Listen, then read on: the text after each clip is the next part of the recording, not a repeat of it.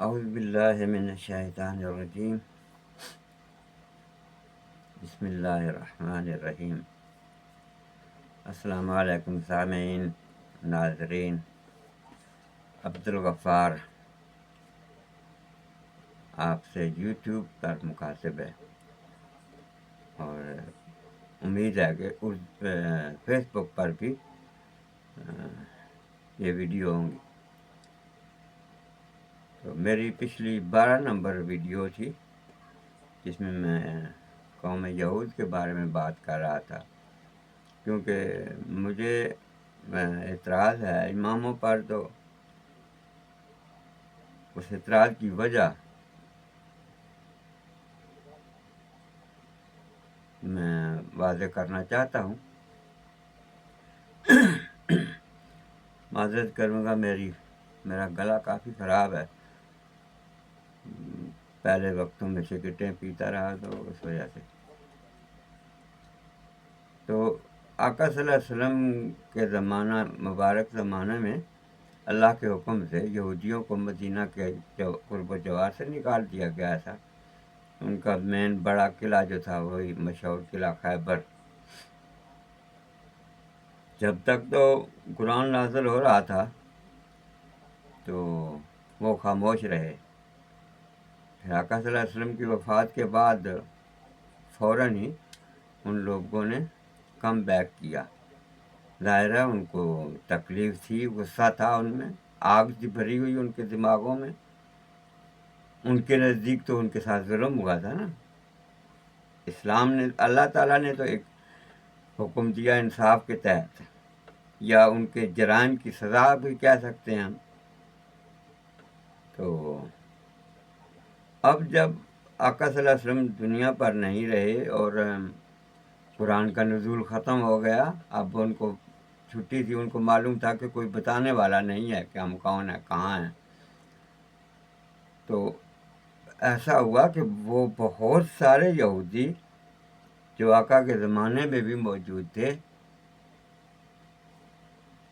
وہ آئے اور انہوں نے اسلام قبول کر لیا، بظاہر تابعین بنے۔ حتیٰ کہ جناب ابو ہریرہ، آپ دیکھیں نا حدیثوں میں ان کا نام سب سے زیادہ استعمال کیا گیا ہے۔ جناب ابو ہریرہ ان پڑھ تھے، پڑھنا لکھنا نہیں جانتے تھے، فتح مکہ کے بعد ایمان لائے، آقا صلی اللہ علیہ وسلم کے ساتھ تھوڑا وقت گزارا، 2 سال، زیادہ سے زیادہ 2 سے بھی کم۔ تو جبکہ حدیثیں ان کی سب سے زیادہ ہیں۔ ان کے بارے میں تاریخ دان لکھتے ہیں کہ سیدنا عمر نے ان کی باقاعدہ پٹائی کی تھی، اسی وجہ سے کہ حدیثیں بہت بیان کرتے تھے۔ حدیثوں کے بارے میں جناب ابو بکر صدیق کا ایک واقعہ، ایک رائٹر ہیں، امام بھی کہلاتے ہیں وہ بھی، ذابی نامی، ان کی کتابوں سے سنا ہے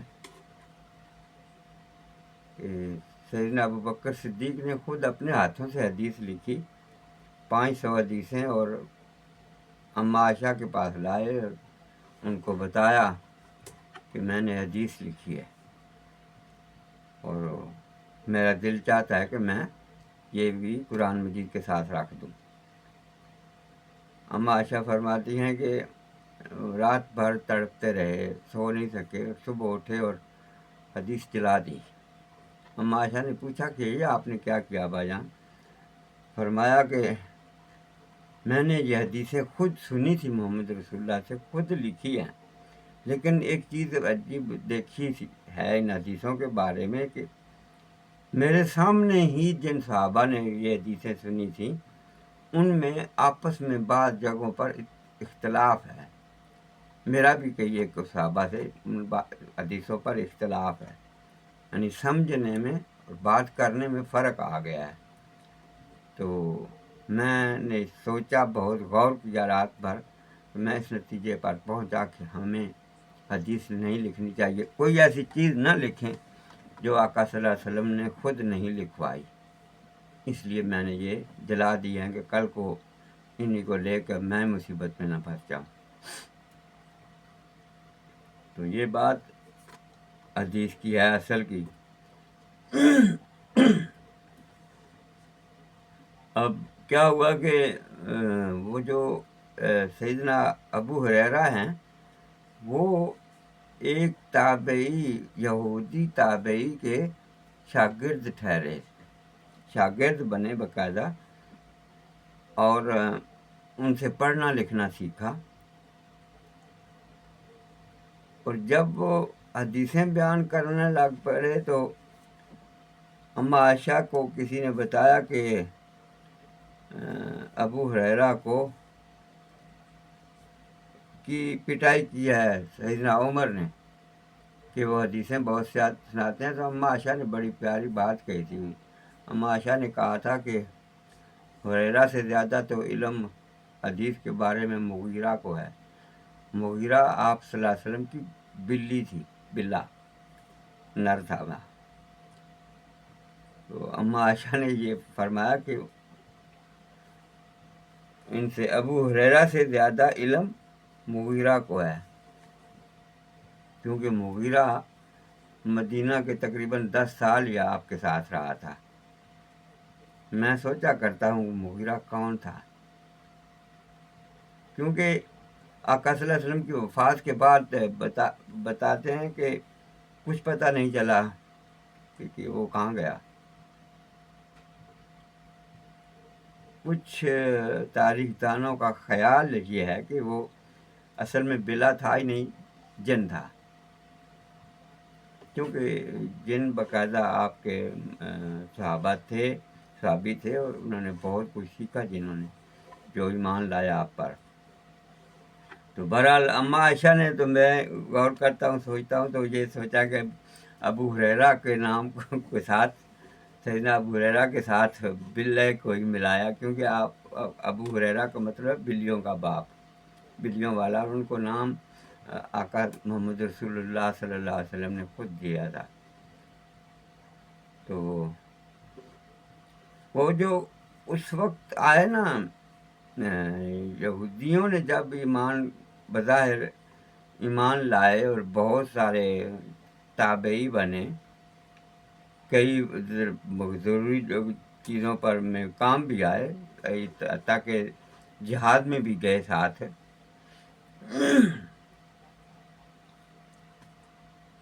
لیکن اسی طرح وہ اسی زمانے میں پھر جب سیدنا عمر شہید ہو گئے تو سیدنا عثمان کے زمانہ میں جو لوگ سیدنا عثمان کے خلاف کھڑے ہوئے تھے، ان کے جو سرداران تھے، رہبر تھے جو لوگ، وہ یہودی تابعین تھے تقریباً سارے ہی. ویسے تو یہ بتایا جاتا کہ سیدنا عثمان کو شہید کرنے والا شخص جس کا نام لیا گیا وہ سیدنا ابو بکر صدیق کا بیٹا محمد تھا، اس کا نام محمد بتایا گیا ہے. حقیقت اصل میں یہ ہے کہ سیدنا عثمان کو شہید کرنے والوں کی کچھ سمجھ پوری طرح آ نہیں سکی. محمد جو تھا اس کو سیدنا علی نے پالا تھا. ابو بکر کی جب فوت ہو گئے تو ان کی بیوی سے سیدنا علی نے نکاح کر لیا تھا، تو ان کا وہ چھوٹا سا بچہ تھا اس وقت محمد، تو وہ بڑا ہو گیا. تو پھر اس کو بھی کہتے ہیں کہ اس نے حصہ لیا عثمان کو شہید کرنے میں، کیونکہ تقریباً وہ 18 سال کا ہو چکا تھا، بلکہ اس سے بھی زیادہ، 20 سال کے قریب اس کی عمر بنتی ہے. بہرحال سیدنا عثمان کو شہید کر دیا گیا. پھر سیدنا علی کی باری آتی ہے.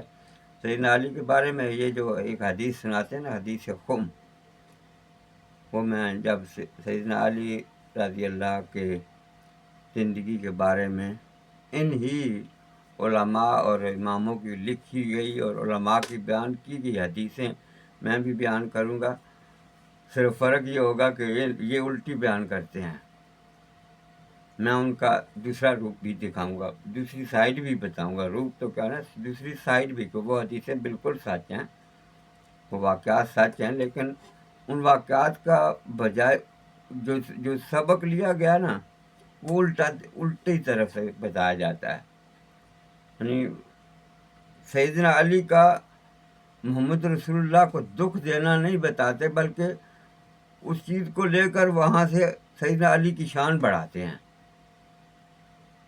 بہرحال وہ بات میں ہی کروں گا، ان کا اکیلا ہی سیدنا علی کی زندگی کے بارے میں بتاؤں گا، ان کی سیرت اس کو بتاؤں گا. تو پھر جب سیدنا علی کو بھی شہید کر دیا گیا، اسی طرح پھر جب سیدنا حسن کا تو کچھ خاص پتہ نہیں چلا، زہر دے دیا گیا. سیدنا حسین کی شہادت جو کہ یزید پر ڈالی جاتی ہے بنیادی طور پر، وہ اس شہادت میں یزید کا کوئی رول نہیں تھا. وہ جو فوج تھی اس کو دھوکے سے وہاں لایا گیا. جب وہ فوج وہاں پہنچی تھی تو اس سے پہلے سیدنا حسین اور ان کے ساتھیوں کو شہید کر دیا گیا تھا. ان کے خیمے جل چکے تھے. خواتین کو بھی نہیں پتا، کیونکہ رات کے وقت میں یہ سارا حادثہ ہوا، خواتین کو بھی نہیں پتا چلا کہ کون تھے جنہوں نے یہ ظلم کیا ہے. جب صبح کا ملچکا ہوا، اندھیرا ختم ہوا، تو قریب کے اور جو گاؤں تھے، کربلا کے قریب اور بھی 3 گاؤں تھے تھوڑے تھوڑے فاصلے پر، وہاں کے لوگ بھی پہنچے تو یہی دیکھا کہ یزید کی فوج ہے، 1000 فوجی ہیں، ان کے ہاتھوں میں تلواریں ہیں، اور سامنے سیدنا حسین اور ان کے ساتھی شہید ہو چکے ہیں. تو لوگ تو اس فوج پر پل پڑے یا پل پڑے جو کہتے ہیں. وہ تو فوج کو ان لوگوں سے لڑنا پڑا تھا جو وہ گاؤں کے لوگ قریبی آئے تھے، کیونکہ ان لوگوں نے تو فوج کو مار دینا تھا. وہاں پر فوج سے کچھ لوگ شہید ہوئے فوج کے ہاتھوں، اور فوج نے ان کو روکا کہ تو معاملے کی سمجھنے کی کوشش کرو، معاملے کی ہو کہ یہ تو ہمیں تو بلایا گیا ہے یہاں اس طرح کہ ہم پہنچے ہیں تو یہ تو شہید ہو چکے تھے. تو بہرحال تو اسی طرح پھر معاویہ امیہ دور شروع ہو جاتا ہے. سیدنا امیر معاویہ کے بعد ان کا بیٹا یزید، اور یزید کے بعد مروان، اور اسی طرح. تو سب سے پہلی حدیثیں لکھوانے کی بات کی تو عمر بن عبد العزیز نے. سیدنا ابو بکر صدیق کے بعد کسی نے حدیثیں لکھانے کی بات نہیں کی، جبکہ بقیہ جو کچھ کام ہوتا رہا سیدنا عمر سے لے کے ریاست جب چلائی گئی تو ریاست میں کام تو ہوا نا، سب کچھ لکھا جاتا رہا. قرآن کا حکم تھا کچھ بھی کرنا ہے لکھنا ہے. 2 معاہدے کرنے ہیں، 2 لوگ معاہدہ کریں تو لکھیں. جب یہ چیز آ گئی تو سب کچھ لکھنا تھا. تو ہر چیز دفتر بنے ہوئے تھے باقاعدہ، سب کچھ لکھا ہوا موجود تھا. پہلا جو امید، جو بنو امیہ میں سے میرے نظر میں جس کو سب سے بڑا خلیفہ کہا گیا نا، اس کو بھی کہتے ہیں خلیفہ راشد، بہت بڑا خلیفہ. اصل میں وہ سب سے زیادہ کم فہم تھا میری نزدیک. بہت بڑا عابد تھا، عبادت گزار بہت بڑا تھا وہ عمر بن عبد العزیز، لیکن کم فہم سب سے زیادہ وہ تھا. اس نے وہ جو خاندان جس نے بعد میں عباسی جو بنے، جنہوں نے مسلمانوں کو تباہی کی، انہوں نے سارا مال اسی سے لیا تھا. 3 خاندان باری باری سامنے آئے. ایک نے کہا ہم سیدنا عباس کی اولاد ہیں، ایک نے کہا ہم علوی ہیں، علی کی اولاد ہیں، ایک نے کہا ہم فاطمی ہیں، فاطمہ کی اولاد ہیں. تو اس نے یہ سن کے کہ یہ محمد رسول اللہ کے رشتہ دار ہیں، کوئی زیادہ تحقیق نہیں کی اور ان پر اندھا دھند مال لٹایا ریاست کا کہ محمد رسول اللہ کے رشتہ دار ہیں. یہ محبت بالکل ٹھیک تھی، لیکن ان پر تحقیق نہیں کی گئی. تھوڑا ہی عرصہ گزرا کہ جیسے ہی پھر امیہ کی خلافت ختم ہوئی ہے، بنو امیہ کی ختم کی ہے عباسیوں نے یہاں پر عراق میں اپنا بغداد میں اپنی حکومت بنائی، تو ایک جو فاطمی کہلائے وہ مصر میں جا کے حکومت بنا لی، تو علویوں نے کہا جی ہم تو بس دینی کام کریں گے، اور وہ شیعہ مذہب چلا دیا انہوں نے۔ تو جس وقت مسلمان بری طرح آپس میں گتھم گتھا تھے، اس وقت یہ امام صاحبان سامنے آئے اور نام نہاد صحیح حدیثیں لکھ دی۔ اب میں یہ کہتا ہوں، میرا ایمان یہ ہے کہ جو حکم قرآن مجید میں پہلے موجود ہے، اس پر اگر کوئی حکم بنا کے بتایا گیا حدیث میں، حدیث کے ذریعے نام نہاد صحیح حدیث بتائی گئی ہے، لیکن وہ قرآن مجید سے مطابقت نہیں رکھتی بلکہ قرآن مجید سے الٹ ہے، تو میں یہ نہیں مانتا کہ وہ حدیث ہے، وہ میرے نبی کا قول نہیں ہو سکتا۔ میں اس چیز سے کا انکار کرتا ہوں کہ وہ چیز جیسے کہ بے انتہا عمل بنائے گئے ہیں دین اسلام میں، جبکہ ان کا الٹ قرآن مجید میں موجود ہے۔ پورے قرآن مجید کی ضد پر حدیثیں بنائی گئی ہیں، پورے قرآن مجید کی ضد، ایک ایک آیت پر انہوں نے حدیثیں بنائی ہوئی ہیں۔ افسوس جو اس چیز پر ہے، اس چیز کا ہے کہ آج کا مسلمان قرآن مجید ہاتھ میں پکڑا ہوا ہے، رکھا ہوا ہے، اور اندھا بہرا ہو کر وہ حدیث پر گرا ہوا ہے، غور ہی نہیں کرتا کہ میں کیا کر رہا ہوں۔ بالکل الٹ قرآن مجید کے الٹ حدیثیں ہیں، اور ان پر ایمان لا کے اسی کو دین بنا کے رکھا ہوا ہے۔ مکمل جھوٹ ہے، وہ میرے نبی پر بہتان ہیں، وہ حدیثیں وہ صحیح نہیں ہیں۔ ایک ایک حدیث میں آپ کو بتاتا جاؤں گا، اسی لیے میں کہہ رہا ہوں کہ میں تھوڑا سا یہ وضاحت کرنے کے بعد اب وہ جو 50 لکھے ہیں میں نے ان پر بھی تھوڑی بات کروں گا، ایک ویڈیو میں کوشش کروں گا ختم ہو جائے، اس کے بعد پھر قرآن مجید ہی پڑھتا جاؤں گا قرآن مجید، آپ لوگوں کو بتاتا جاؤں گا کہ یہ ہے اصل حکم، اور اس کی حدیث فلاں انہوں نے بنا کے رکھی ہوئی ہے، اور یہ حکم چلایا ہوا ہے۔ یقین مانو، نماز کرپٹ کر دی گئی ہے، 2 نمبری کر دی گئی، نماز غلط کر دی گئی، حج اس میں 2 نمبری ہے، رکعت میں 2 نمبری ہے، پورا دین 2 نمبری کر دی گئی ہے۔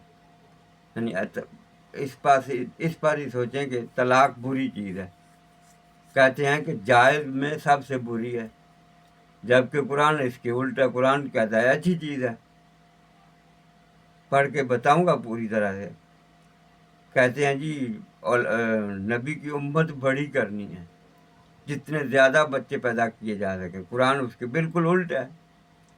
قرآن نے تو شرط رکھی ہے 30 مہینے سے پہلے آپ کا دوبارہ بچہ نہیں ہونا چاہیے۔ یہ تو 2 سال میں 2 بچے پیدا کرتے ہیں، 24 مہینے میں 2 بچے پیدا کرتے ہیں، اور اس کو باقاعدہ نیکی کا کام بنا رکھا ہے۔ 30 مہینے سے پہلے دوسرا بچہ نہیں پیدا ہونا چاہیے، یہ قرآن کا حکم ہے۔ کہتے ہیں جو بچہ پیدا ہوا اس کو روزی اللہ نے دینی ہے، اللہ تو فرماتا ہے نہیں، اللہ نے ایسا نہیں کہا۔ اللہ کہتا ہے اگر تمہیں ڈر ہے نا کہ تمہارے مرنے کے بعد تمہارے بچے غربت سے تنگ آئیں گے، تو بچے کم پیدا کرو، اللہ کے آگے اللہ توبہ کرو، ذکر کرو، عبادت کرو، بچے پیدا کرنے پر نہ لگے رہو۔ یہ قرآن میں موجود ہے، پڑھ کے بتاؤں گا۔ فی الحال اس ویڈیو کو یہیں ختم کرتے ہیں۔ میرے دوست یا میرا بھائی بھی، سگا بھائی بھی یہی کہتا ہے کہ ویڈیو بڑی لمبی نہ بناؤ، 10 منٹ کی، لیکن دین کی بات اتنی تھوڑی ہو نہیں سکتی کہ خبریں تو میں نے سنانی نہیں ہیں، خبریں تو چلو یہ تھوڑی سنا کے دوسری میں کر دوں، یہاں پر دین کی بات ہوتی ہے تو بات روکنا مشکل ہو جاتی ہے۔ تو انشاءاللہ ملتے ہیں اگلی ویڈیو میں، فی امان اللہ۔